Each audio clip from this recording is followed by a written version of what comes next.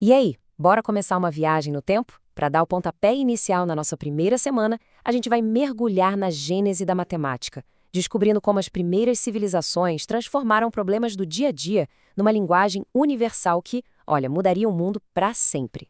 É só dar uma olhada em volta. A gente vê padrões em todo lugar. O dia vira noite, as estações mudam. A matemática nasceu da nossa necessidade de dar algum sentido a esses padrões, de encontrar uma linguagem para medir e entender o universo. A grande questão é, como é que essa jornada toda começou? Nosso roteiro de hoje é bem direto, uma história em 5 partes. A gente vai ver a origem da matemática, entender como ela nasceu de necessidades bem práticas, investigar a invenção dos números, dar uma olhada em como os antigos mediam o mundo e, no fim, porque tudo isso ainda importa tanto hoje. Então, vamos mergulhar nisso. A matemática não surgiu do nada, né? Não foi como se alguém acordasse um dia com um monte de regras prontas. Pelo contrário, ela foi forjada, criada como uma ferramenta mesmo para resolver os perrengues que as primeiras grandes civilizações enfrentavam. A história dos números é, no fundo, a história da nossa própria sobrevivência, da criação da sociedade. Civilizações como o Egito e a Mesopotâmia não estavam desenvolvendo matemática por hobby, sabe? Elas precisavam, e muito, para se organizar, para sobreviver e, claro, para prosperar.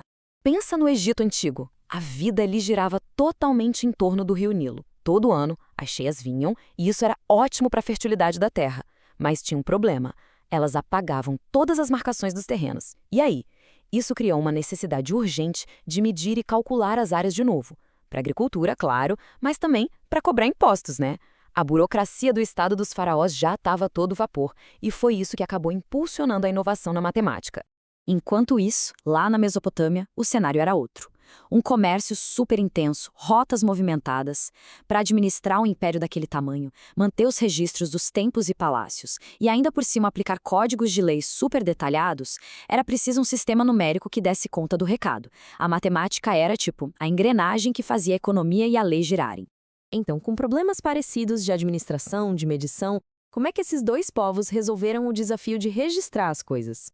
O mais legal é que eles chegaram em soluções geniais, mas olha, por caminhos completamente diferentes. E essa tabela aqui resume bem as diferenças. Olha só a base. Os egípcios usavam a base 10, que nem a gente, super intuitivo. Já os babilônios, base 60. De onde eles tiraram isso? A gente já vai ver. E o tipo de sistema também era bem diferente. O egípcio era aditivo, ou seja, os símbolos eram só somados. Já o babilônico era posicional. E isso, gente, fazia toda a diferença. Essas escolhas tiveram um impacto gigantesco na eficiência de cada sistema. O sistema egípcio era bem fácil de entender, né? Inspirado nos 10 dedos das mãos. Tinha um símbolo para 1, outro para 10, outro para 100 e por aí vai. Um tracinho para a unidade, um arco para o 10, uma corda enrolada para o 100. Visualmente bonito, mas tinha uma falha crucial. Agora, se coloca no lugar de um escriba egípcio. A tarefa do dia? Escrever o número 1.000.000 menos 1. Pra gente, é fácil. 999.999, 6 dígitos. Mas para eles, a história era bem diferente. Pois é, para escrever 999.999, o coitado do escriba precisava desenhar 9 símbolos de 100.000, depois 9 de 10.000, 9 de 1.000 e por aí vai. No total, 54 hieróglifos. E por que isso? Porque no sistema deles, um símbolo valia sempre a mesma coisa, não importava a posição. Era um sistema puramente aditivo, não posicional. Imagina o trabalho. Mas os babilônios, eles encontraram um jeito bem mais elegante de resolver isso. A genialidade babilônica começa, acredite se quiser, nas mãos. Funciona assim, ó. Eles usavam o polegar de uma mão para contar as 12 falanges dos outros 4 dedos. Sabe, as dobrinhas dos dedos? 1, 2, 3, até 12. Cada vez que fechavam um ciclo de 12, eles levantavam um dedo da outra mão para marcar. Agora faz a conta. 12 falanges vezes 5 dedos, 60. Tá aí a base 60. Um sistema numérico super poderoso que nasceu de um método corporal, assim, incrivelmente engenhoso. E aqui vem o pulo do gato, o valor posicional. É a mesmíssima ideia que a gente usa hoje. O 1 no número 100 vale muito mais que o 1 no número 10, certo? Então, com só 2 símbolos básicos, os babilônios podiam combinar e posicionar eles para representar qualquer número, por maior que fosse. Essa eficiência era fundamental para eles, que precisavam mapear os ciclos supercomplexos da Lua e das estrelas.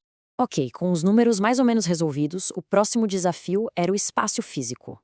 E, assim como a aritmética, a geometria também nasceu de necessidades muito, mas muito concretas. O próprio nome já entrega tudo. Geo vem de terra, metria de medida. Geometria, literalmente, medida da terra. Ela surgiu para demarcar terrenos, para construir templos, pirâmides, basicamente para organizar o mundo físico em formas que a gente pudesse entender e calcular. E a abordagem prática dos babilônios fica super clara nesse método aqui. Para calcular a área de um campo com um formato todo esquisito, eles basicamente imaginavam como recortar um pedaço e colar em outro lugar. Eles transformavam uma figura super complexa num retângulo simples. E aí, para calcular a área, era moleza. Uma verdadeira manipulação geométrica super elegante e prática. Mas os egípcios também não ficavam para trás, não. Eles chegaram num nível de sofisticação geométrica que é de cair o queixo. Em documentos como o Papiro de Moscou, a gente encontra uma fórmula exata para calcular o volume de uma pirâmide truncada, ou seja, uma pirâmide sem a ponta. Pensa na complexidade disso para a época. Era um conhecimento essencial para os engenheiros que construíram aquelas maravilhas que a gente vê até hoje. Beleza, a gente viu como tudo começou. Mas por que fica revisitando essa história toda? O que essa viagem ao passado realmente ensina pra gente sobre a matemática que a gente conhece hoje? Essa citação aqui resume a lição mais importante de todas. A gente tende a pensar na matemática como uma coisa fria, rígida, absoluta. Mas a história mostra exatamente o contrário. Ela é uma criação humana, cheia de tentativas, de erros, de acertos. É uma ciência viva, que foi evoluindo para resolver problemas do mundo real. E é por isso que entender essa origem é tão poderoso. Sabe, quando a gente percebe que a matemática foi inventada por pessoas para resolver problemas de pessoas, o assunto fica bem menos intimidador. As abordagens do Egito e da Babilônia eram só jeitos diferentes de resolver os mesmos desafios. E o legado deles está com a gente até hoje. A base 60 dos babilônios é o motivo de termos 60 segundos no minuto, 60 minutos numa hora, 360 graus num círculo. Não existe uma única verdade universal, e sim ferramentas que fomos criando. No fim das contas, a história da matemática é a nossa própria história. É uma parte fundamental da herança cultural que todo mundo aqui compartilha. Uma prova da nossa engenhosidade como seres humanos para entender e organizar o mundo à nossa volta. Isso nos deixa com uma reflexão para fechar. Os egípcios e os babilônios criaram a matemática que eles precisavam para construir os seus mundos. A pergunta que fica no ar é: que problemas a nossa matemática, a matemática de hoje, vai resolver no futuro? Da exploração espacial à inteligência artificial, a jornada com certeza ainda está longe de acabar.